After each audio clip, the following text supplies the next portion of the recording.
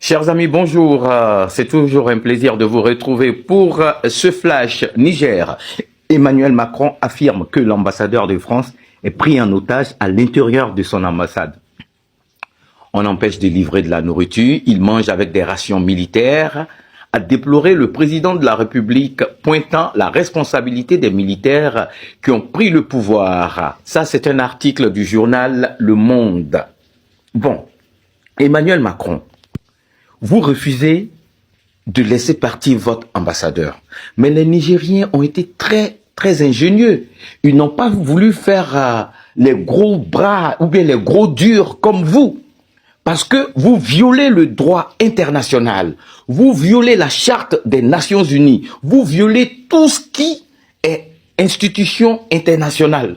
Avec votre comportement, ben, ils ont été ingénieux.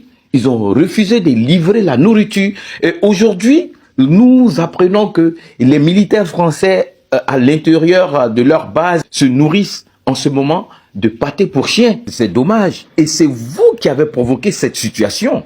Comment est-ce que des humains peuvent manger de la nourriture pour chiens? Les militaires français obligés de manger de la pâtée pour chiens au Niger, à Niamey. Il y a une foule immense qui entoure la base militaire française. Les militaires n'ont plus rien à manger. Ils ont été obligés de se mettre à manger la pâtée pour chiens renifleurs, puisqu'ils ont des chiens renifleurs dans cette base qui mélangent avec du riz. Je vous raconte tout ça parce que mon gendre est militaire là-bas. Il écrit à ma fille, enfin sa femme, pour lui dire on n'a plus rien à manger.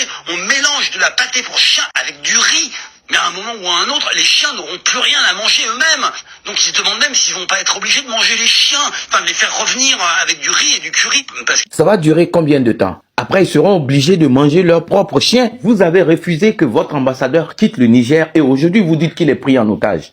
Mais il n'est pas pris en otage. Il est persona non grata.